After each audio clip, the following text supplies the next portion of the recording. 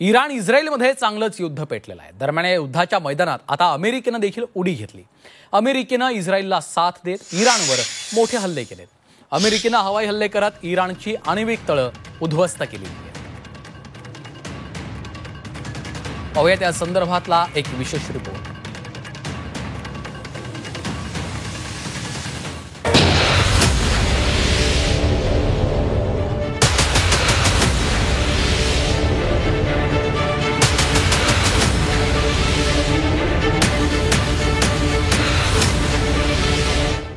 महासत्ता अमेरिकेची Iran Israel युद्धात उडी। इराणची 3 आण्विक केंद्र अमेरिकेकडून उद्ध्वस्त। अमेरिकेच्या हल्ल्यानंतर इराण संतापला। इराण आणि इस्रायल संघर्ष आणखी चिघळण्याची शक्यता आहे, कारण इस्रायलला पाठिंबा देणाऱ्या महासत्ता अमेरिकेनं आता युद्धाच्या मैदानात उडी मारली आहे। आतापर्यंत इराणला हल्ल्यांची धमकी देणाऱ्या अमेरिकेनं इराणवर जोरदार हल्ला चढवलाय। इराणमधील 3 आण्विक केंद्रांवर अमेरिकेकडून हवाई हल्ला करण्यात आला। फोर्डो, नतांज, इस्पाहान ही अणु केंद्र अमेरिकेनं उद्ध्वस्त केलेली आहेत। ज्या ठिकाणी अणु प्रकल्प सुरू होतात त्याच ठिकाणांना अमेरिकेनं लक्ष्य केलंय। इराणनं अणु कार्यक्रम रद्द न केल्यास त्याचे परिणाम भोगावे लागतील असा इशारा अमेरिकेनं दिला होता। या हल्ल्यानंतर डोनाल्ड ट्रम्प यांनी पत्रकार परिषद घेत पुन्हा एकदा आपली भूमिका ठळकपणे सांगितली आहे। Iran, the bully of the Middle East, must now make peace.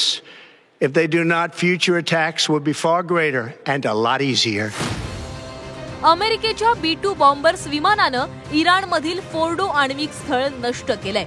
पूर्ण यांच्या तिन्ही साईट जिथे युरेनियम एनरिच होत होतं, या 2 साईट इस्फहानच्या आणि नतांजच्या, आणि जिथे बनत होती अण्वस्त्र ती फोर्डो, ह्या पूर्ण साईट नष्ट झालेल्या आहेत। त्यामुळे इराणपाशी आता न्यूक्लिअर वेपन तर राहिलेलं नाही आहे। त्यांचा प्रोग्राम जो आहे तो मिनिमम 10 ते 15 वर्षांनी मागे गेलेला आहे। अमेरिकेच्या हल्ल्यानंतर इराण गुडघ्यावर येईल असं इस्रायलला वाटत असतानाच इराणनं इस्रायलवर जोरदार हवाई हल्ला केलाय।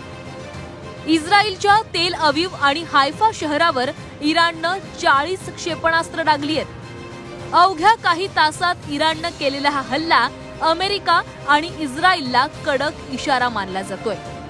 इस्रायलमध्ये 15 शहरांमध्ये अलर्ट घोषित करण्यात आलाय, तसंच आणीबाणी देखील लागू करण्यात आली आहे। इराणनं सुद्धा इस्रायलमधल्या हैफा सारख्या महत्वाच्या बंदरावर, त्याचबरोबर इस्रायलची राजधानी असणाऱ्या तेल अविववर जोरदार हल्ले केले आहेत। 30हून अधिक वेगवेगळ्या प्रकारच्या क्षेपणास्त्रांचा, मिसाईलचा वापर इराणनं त्या ठिकाणी केलेला आहे आणि याच्या माध्यमातून सरळ इराणनं अमेरिका आणि इस्रायलला हा मेसेजच त्या ठिकाणी दिलेला आहे की युद्धाची सुरुवात जरी तुम्ही त्या ठिकाणी केली असली तरी सुद्धा आमच्यामध्ये अजून सुद्धा दमखम बाकी आहे। आम्ही अजून सुद्धा काही तासातच तुमच्या मर्मस्थानावर, तुमच्या राजधानीवर, तुमच्या महत्वाच्या अशा बंदरावर हल्ले करू शकतो। अमेरिकेने युद्ध डिक्लेअर केलेलं नाहीये, त्यांनी फक्त सांगितलं की आम्ही इस्रायलला मदत केली आहे।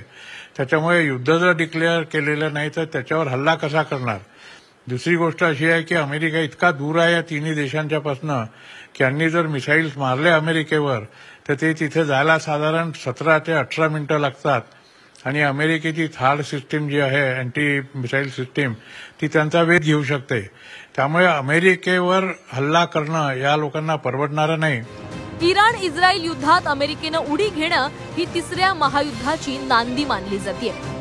अमेरिकेच्या हल्ल्यानंतर इराणला पाठिंबा देणाऱ्या चीन आणि रशियाच्या भूमिकेकडे जगाचं लक्ष लागलंय। मित्र देश इराणच्या मदतीसाठी चीन आणि रशिया पुढे येतील अशी शक्यताही वर्तवली जाते। 3रं महायुद्ध आपल्याला म्हणायचं असेल तर 2 महत्वाचे ब्लॉक, ज्याच्यामध्ये एका ब्लॉकमध्ये जे आहे चायना, रशिया यासारख्या राष्ट्रांचा सुद्धा प्रत्यक्ष समावेश असणं हे आवश्यक आहे।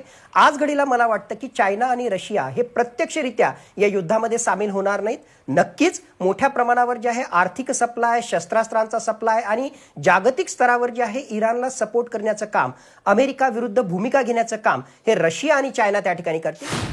अमेरिकेच्या एअर स्ट्राईक नंतर येमेनमधील हुती बंडखोरांनी अमेरिकेकडे हल्ले थांबवण्याची मागणी केली आहे। हल्ले थांबवले नाहीत तर अमेरिकेच्या जहाजांवर हल्ले करण्याचा इशारा देण्यात आलाय. अमेरिकेनं पश्चिम आशियातील सर्व लष्करी तळांना अलर्ट राहण्याच्या सूचना दिल्यात. त्यामुळे अमेरिकेनं सुरू केलेला हा संघर्ष कुठवर जाणार? इराण एक पाऊल मागे घेणार की अमेरिकेला जशास तसं उत्तर देणार हे पाहावं लागणार आहे. ब्युरो रिपोर्ट, झी 24 तास.